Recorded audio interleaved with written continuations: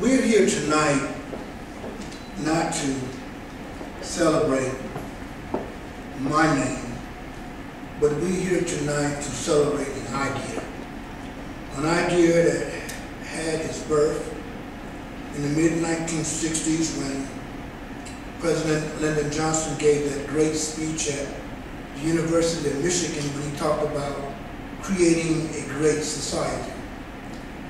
As he was giving birth to that concept of a great society, which laid the foundation for a number of us, especially those of us who matured in the 1960s and came to college in the 1970s. Had it not been for that idea, all of us who turned out to be college professors, and doctors, and lawyers, and that were in my generation, who had the opportunity to graduate from colleges and universities across this country, without that idea, that would not have been possible. And that idea is as old as the scriptures and as pertinent today as it was even then. And that is that we as human beings have a deep responsibility to be concerned about the least of these. Had it not been for that concept, I would not have been able to overcome in the 1960s the label that said that I was not able to get, in the state of North Carolina, that there was a law passed that said that any young man or woman who was totally blind in the state of North Carolina, the state had an obligation to take care of that student. That is to say, if they deemed that that student was academically suited, they would pay for his or her college education. Unfortunately, when I started my college days in 1973, I was not one of those who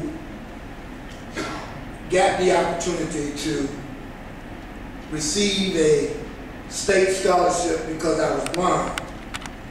And the reason was because there was it was a problem to award a scholarship to college to somebody that you thought was mentally retarded. So therefore I had to overrule my grandmother and my uncle, who I know caused a lot of stress, when I refused to go back to school. And I ended up getting my GED and going to Central Piedmont. Now I'm telling you this story because it is a part of that idea that we must learn that we cannot measure the ability of a child by where he or she was born or where she or he comes from. But we must learn to measure the dreams of a child by how hard they work to fulfill their dreams. When I came to UNCC Charlotte in 1975, it was further instilled in me that this idea was real. And that idea took root in the Afro-American and African Studies Department at UNCC Charlotte, with those of us who were students working on our BA degrees in religion and economics and political science. We also were taught that as young African American men and women, that we had a responsibility to be academic excellence in our education, and we also had to be socially responsible. It was because of that drive to be academic excellent that I was able to get help.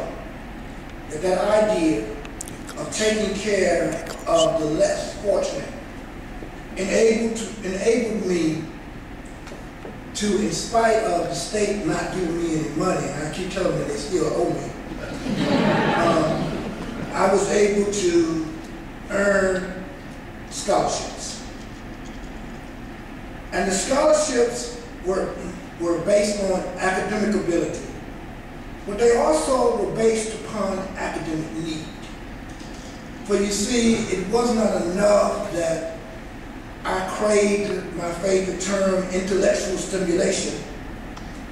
If that wasn't enough to be honored for making an A in a class, but you had to have resources so you could stay in class. And one of the things that I learned as a student in the Afro-American African Studies Department that I carried with me throughout the 29 years of service here at UNCC was that every student who came to UNC Charlotte, I had a responsibility to ensure that he or she graduated.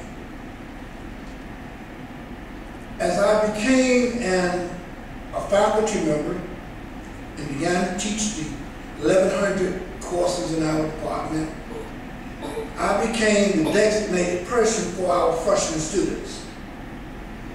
And when students ran out of money, I would go find some. When they didn't come to class, I would go knock on their door and bring them to class. I did everything that this idea, as I believe, called for. And so tonight, when I first became a member of the UNCC Alumni Board, I chaired our first Merit Scholars Committee when we presented the Merit Scholars. And I was thoroughly concerned. I won't actually say what I was thoroughly concerned. And from that day on, every alumni board meeting that I came to, whenever we started talking about the budget, as Bill will know, I always talk about what about need-based scholarships. And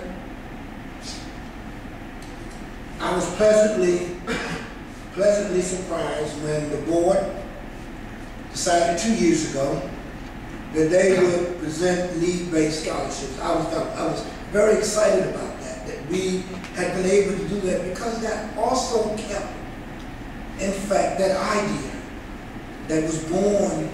We have a responsibility to take care of each and every one of us.